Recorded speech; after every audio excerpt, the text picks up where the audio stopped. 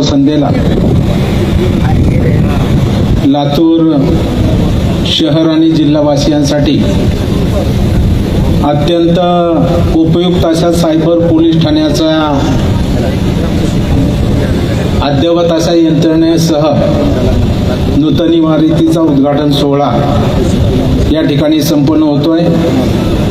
ज्यांच्या शुभ हस्ते हा सोहळा संपन्न होतोय ते आपले पालकमंत्री आणि राज्याचे सार्वजनिक बांधकाम मंत्री आमचे स्नेही आदरणीय शिवेंद्रराजे भोसले साहेब, व्यासपीठावरती आवर्जून उपस्थित असलेले आपले खासदार डॉक्टर शिवाजीरावजी काळगे साहेब, माजी मंत्री आणि या शहराचे कर्तव्यदक्ष आमदार सन्माननीय अमित भैया देशमुखजी, माजी मंत्री आणि उदगीर विधानसभा मतदारसंघाचे लोकप्रिय आमदार सन्माननीय संजयजी बनसोडे साहेब, आपल्या जिल्हा परिषदेचे मुख्य कार्यकारी अधिकारी राहुलजी मीना, आपल्या महानगरपालिकेच्या आयुक्त मानसी मीनाजी, राष्ट्रवादीचे नेते व्यंकटरावजी बेदरेजी, अंकुशरावजी नाडे सर,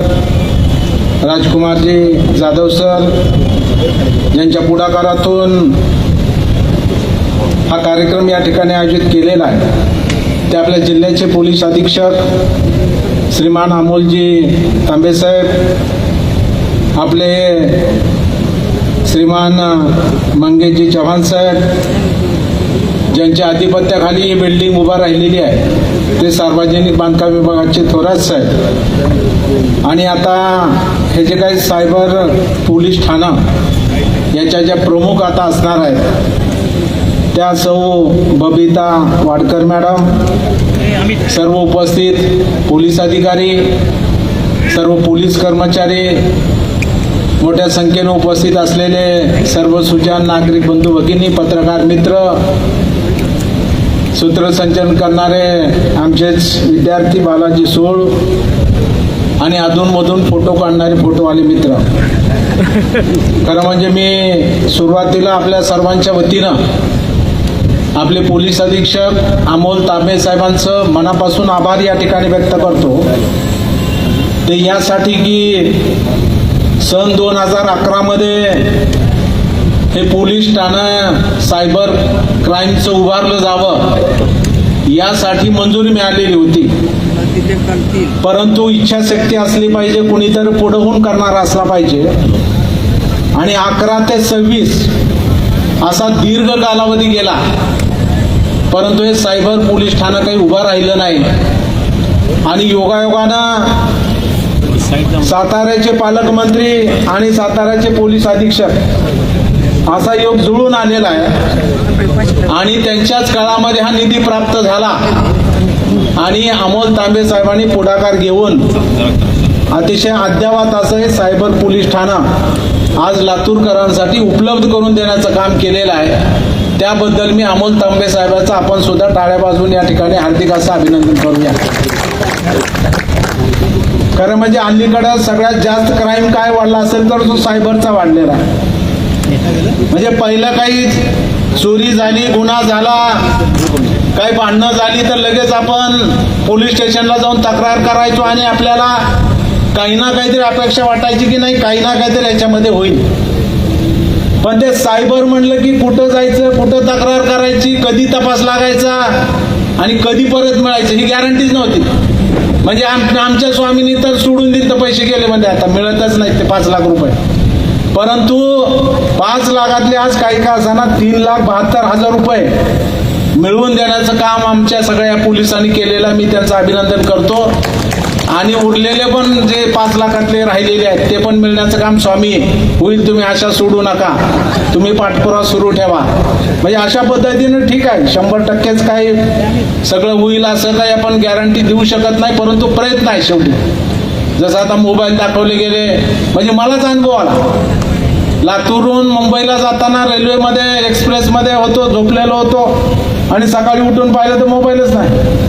आता मी आपला हलका शिक्षक असल्यामुळे आपला हलका फोन वापरतो, कुठेही राहतो विसरतो म्हणून आपलं साधा गेला तर गेला, पण मी म्हणलं बघावं तरी काय होतं की आपल्याला काय अनुभव येतो, म्हणून मी तिथल्या CSTच्या पोलीस स्टेशनला कंप्लेंट केली की या नंबरचा असा असा माझा मोबाईल या कंपनीचा हरवलेला आहे. आता आमदार म्हणून की काय आणि काय म्हणून की काय, 8 दिवसात जशाचा तसा मोबाईल तपास करून मला फोन केला की तुमचा मोबाईल सापडलेला. म्हणजे हे आताच उदाहरण, जास्त दूरचं नाही. म्हणजे पोलीसच्या मनात आलं की ते होऊ शकतं. फक्त तुमच्या मनात आणा एवढंच आमचं म्हणणं आहे. आणि तुमच्या जे मनात आहे ते आम्ही करून दाखवतो, पण तुम्ही तुमच्या मनात आणा एवढंच तुम्हाला आमचं म्हणणं आहे. तुम्हाला क्वार्टर लागलं, चांगलं क्वार्टर देऊ. आता मी SP साहेबाला विचारत होतो किंवा तुम्ही नवीन बांधताय ते दाखवताय, अजून काय क्वार्टर पाहिजेत का? अजून क्वार्टर द्यायला लोकांना बिचारे, ते पण माणसं आहेत ना, त्यांना बी चांगलं राहिलं पाहिजे, फॅमिली चांगलं राहिलं पाहिजे. घरी गेलं तर किटकिट नसली पाहिजे. नसतं हे गळायलंय ते गळायलंय हे तुटलंय. बाहेरचं एवढं ताण, घरचं गेल्यावर ताण कशाला नीट राहते त्याची मानसिकता. त्याच्यामुळे ते पण चांगलं असलं पाहिजे. तेव्हा आम्ही सगळे मिळून प्रयत्न करू, पण तुम्हाला चांगले क्वार्टर देऊ. त्यामुळं तुम्ही चांगलं काम करा, आलेल्या माणसाला नीट बोला, बस. काम ना होते त्याचं, पण आलेल्याला बस रे बाबा ऐकून घ्या त्याचं, आणि त्याचं काय असेल ते लिहून घ्या. काम नका होईल, पुन्हा होईल, पण तुम्ही त्यासाठी माणुसकी दाखवा. एवढं माझी तुम्हाला सर्वांना विनंती आहे लोकप्रतिनिधी म्हणून. नसता आमच्याकडे जे येतात ना सगळे असे सांगतात ना, नीट बोलला सुद्धा नाही, वरी सुद्धा बघितलं नाही, आता काय बोलायचं. त्याच्यामुळं ही माणुसकी सगळ्यांनी, म्हणजे मी सगळ्याला दोष देत नाही, तुम्हाला दोष देत नाही. तुमच्यामध्ये सुद्धा देव आहे, तुमच्यामध्ये सुद्धा देव आहे, पण तो सगळ्यात असावा असं मला वाटतं. सगळ्यात असला तर हे कॅमेरे लावायची सुद्धा गरज नाही. त्याच्यामुळं ही सगळी मानसिकता तुम्ही ठेवली, एकट्या अमोल तांबेनी किंवा एकट्या चव्हाणनी करून उपयोग नाही. एक टीम वर्क आहे, हे तुम्हाला हँडल करणार आहेत, पण तुम्ही त्यांना साथ दिली पाहिजे. हे टीम वर्क आहे, आणि टीम वर्क झालं तर मला वाटतं गुन्हा होऊ शकत नाही असा दरारा त्या आरोपीमध्ये येऊ शकतो, आणि ते करण्याचा प्रयत्न तुम्ही त्या ठिकाणी करताय, त्याबद्दल तुमचं अभिनंदन आहे. अमोल तांबे साहेब, तुमच्या काळात अजून एक चांगलं काम व्हावं की आपलं शहर आता झपाट्यानं वाढतंय, आपलं शैक्षणिक हब आहे, मोठ्या संख्येनं विद्यार्थी, पालक, त्यांचे नातेवाईक बाहेरून राज्यात सुद्धा लातूरला येऊन राहत आहेत. त्याच्यामुळं साहजिकच ही वर्दळ वाढलेली आहे. त्यामुळं इथं सगळे प्रमुख रस्ते आणि प्रमुख जे चौक आहेत ते आपल्याला CCTV खाली आणले पाहिजे. मागे यंत्रणा बसवली, ती मोडकळीस आली, आणि ते तुम्हीच उभा राहा, नगरपालिकेकडे देऊ नका, तुम्ही उभा राहा. त्याची कंट्रोल रूम सुद्धा तुमच्याकडेच असली पाहिजे, आणि ती 24/7 चालू राहिली पाहिजे, जेणेकरून आपल्याला बराचसा आळा बसू शकतो. त्यामुळं त्या ठिकाणी राजीव गांधी चौक असेल, शिवाजी चौक असेल, हे सगळे चौक कव्हर करा. आणि त्याला काय पैसे लागायचे ते बाबाला सांगा ना. तुमचा तर एक शब्द बिगर बाबाचा घ्याल नाही, बाबा काय सांगणार. त्यामुळं पुढचं उद्घाटन कशाचं पाहिजे अमित साहेब आपल्याला, लातूर शहर माझं शहर म्हणजे तुमचं शहर हे CCTV खाली आणलेलं आहे. नाव कुणाचं होणार? अमित भाईचं. पैसे कोण देणार? आम्ही.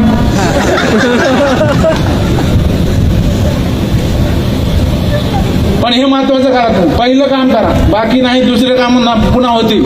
पण अंडर CCTV आणा, धाक बसतो, धडक मारून देणाऱ्याला धाक बसतो, आणि त्याला चाकू लावणाऱ्याला धाक बसतो. त्यामुळे हे काम आपल्याला अर्जंट करायचंय, ते तुम्ही पुढाकार घ्या, एवढी विनंती तुम्हाला मी या ठिकाणी करतो. आणि आमचे बनसोडे साहेबांनी सांगितलं ॲडिशनल SPचं कार्यालय तिकडं जर झालं उदगीरला, ते आता जिल्हाच करायचं म्हणतात, पण ठीक आहे, तोपर्यंत ॲडिशनल जर कार्यालय झालं तर त्या ठिकाणी तुमचं काम कमी होईल. म्हणजे 2-3 तालुके आहेत, जळकोट असेल, देवणी असेल, हे 2-4 तालुके तिकडे जोडले की अर्धा लोड आपला लातूरचा कमी होऊ शकतो. त्यामुळे ते ॲडिशनलचं कार्यालय मागण्याचा प्रस्ताव पाठवा मुंबईला, आणि ते मंजूर करण्यामध्ये पाठायचं. तिकडे ते जातात, फडणवीस साहेबाला भेटतात, तुमचाच आहे म्हणतात, आणि ते काम करून आणतात. त्याच्यामुळं ती एक कला आहे अमित भैया, ती आपल्याला सगळ्यात तुम्हाला मला जमू शकत नाही. ती वेगवेगळी कला वेगवेगळ्या माणसाकडे असते, सगळ्याच असते का नाही.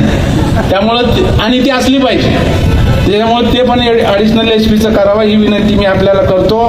आणि खासदार साहेबांनी सांगितलं वाहतुकीचं ते खरंच आहे. खासदार साहेब, तुम्ही जरी विरोधी पक्षात असलं तरी चांगलंच बोलायचं. आपण त्या वानगेटी पळायची नाही राजकारणाचे, आपण डॉक्टर. अमित भैया ते बाकीचं बघतात, तुम्ही आपला सराव. त्यामुळे खरंच त्रास होतोय, सगळ्या सामान्याला त्रास होतोय आणि इतकी ट्रॅफिक जाम होते. तर तुम्ही ते महानगरपालिका तुम्ही काय बसायचं ते बसा आणि किमान ते पोलीस ड्रेस घालून तरी, तो आहे का नाही आम्हाला माहित नाही, पण पोलीस ड्रेस घालून मनुष्यबळ कमी आहे, तुम्ही ते काय करणार? वरूनच मिळालं नाही तर तुमच्या ते हातामध्ये काय आहे? आज फक्त 50 कर्मचारी आहेत पोलीस तुमच्या ट्रॅफिकला आणि 50 वर शहरामध्ये 24/7 कसे त्यांनी काम करायचं? 100 लोक लागतात, अर्धे लोक नाहीत. त्यामुळे हे तुम्ही त्याच्यामध्ये किमान तिथं एक तरी पोलीस, राजीव गांधी चौक आहे, शिवाजी चौक आहे, जुना रेणापूर नाका, नवीन रेणापूर नाका, वाडा चौक, रोज ट्रॅफिक जाम आहे. खाली गंजगोलाई आहे. त्यामुळे तिथे किमान एक तरी पोलीस वेशातला माणूस ठेवा. आणि तुम्ही चांगलं केलंय, त्या पोलिसाला बाहेर पाठवत नाही तुम्ही. नसता आम्ही कुठेही बघतो बाहेरच जाऊन तिकडे उभा राहतात त्या टोल नाक्यावर, पण आपला एकही पोलीस लातूरमधला बाहेर दिसला नाही. दिसतो का तुम्हाला पांढऱ्या वेशातला? बिचारे तुमचं अभिनंदन आहे. नसतं तिकडं जातात, ड्युटी शहरात आहे तुमची, तिकडं काय? आणि हे तांबे साहेबांनी केले की त्यांना शहराच्या बाहेर जाऊ देत नाही. त्यामुळे हे पण त्यांनी चांगलं काम केलंय. पण हा प्रश्न तुम्ही आमचा सगळ्याचाच सोडवा, म्हणजे आम्हाला सगळ्यांना त्रास आहे त्याचा. त्यामुळे याच्यातून मार्ग काढा ही आमची विनंती तुम्हाला या निमित्तानं आहे. त्यामुळे आता तुम्ही जे काही स्पर्धा घेताय, रील स्पर्धा, पोलीस भरतीचं फार उत्तम काम केलंय, तुमचं विशेष अभिनंदन. बिचारे हे सगळे नवीन पोलीस भरती झालेले, तेवढ्याच जागा होत्या आपल्याकडे आणि राज्यात आपला पहिला नंबर आहे. लवकर निकाल लावून पहिल्यांदा नियुक्ती कोणी दिली तर ती लातूरनं दिलेली आहे. म्हणजे लातूरची पाणी असं आहे ना, बाहेरून माणूस आला की इथं फिटच होतो.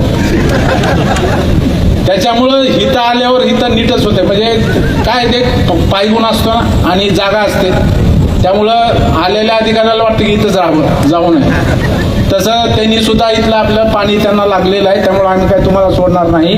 त्यामुळे तुमचं अभिनंदन करतो की बिचाऱ्या पोलिसांना कुठलंही पारदर्शकता, त्याच्यामध्ये एकदम पारदर्शक. मी म्हणलं हळूच कानात काय आहे का आम्हाला फोन करण्यासाठी जागा? कुठेही नाही, म्हणजे माझ्या सुद्धा हातात नाही. म्हणजे एवढी पारदर्शकता पोलीस भरतीमध्ये आणण्याचं काम स्वर्गीय आर पाटील साहेबांनी केलंय आणि ते तुम्ही सगळेजण त्याचं पालन करताय, याचा आमच्या मनामध्ये आनंद आहे. गोरगरीब लेकराला या ठिकाणी ज्याचं भविष्य आहे ते काम त्याला या ठिकाणी झालंय आणि पालकमंत्री महोदयांनी त्याला नियुक्तीपत्र दिले. आज त्याच्या आईवडिलांच्या डोळ्यामध्ये अत्यानंद आहे. मी त्या सर्वांचं मनापासून अभिनंदन करतो आणि त्यांनीही चांगलं काम करावं ही पण विनंती त्यांना या ठिकाणी करतो. आणि रील स्पर्धा जी आपण या ठिकाणी घेतलेली आहे, त्याचं कधी आहे ती स्पर्धा? चव्हाण साहेब, स्पर्धा कधी आहे? उद्यापासून एंट्री चालू आहे, चांगला आहे. आणि हे स्पर्धा आणि त्याचं बक्षीस वितरण तेव्हा आम्हाला बोलवा, म्हणजे आम्हालाही करेल. टॅलेंट आहेच लातूरला, बघा तुम्ही किती येतात आमची मुलं, भरपूर येणार. आणि एक चांगलं त्याच्यामधून एक सोशल ऍक्टिव्हिटी आणि संरक्षणाची ऍक्टिव्हिटी निश्चितपणाने या तरुणांच्या माध्यमातून आपल्या पुढे येईल ही अपेक्षा मी व्यक्त करतो. त्याबद्दल सुद्धा मी आपल्या सर्वांचं मनापासून अभिनंदन करतो आणि या महाराष्ट्र दिनाच्या आपल्या सर्वांना मनपूर्वक हार्दिक शुभेच्छा मी या ठिकाणी देतो आणि आपल्या सर्वांची रजा घेतो. जय हिंद, जय महाराष्ट्र. आणि जाता जाता बबिता मॅडमचा नंबर तुम्ही घेऊन जावा. काही जरी झालं की त्यांना फोन करायचा, मॅडम फोन हॅक झाला, लगेच फोन करा. तत्पर सेवा आहे, त्याच्यासाठी हे पोलीस ठाणा आहे. धन्यवाद.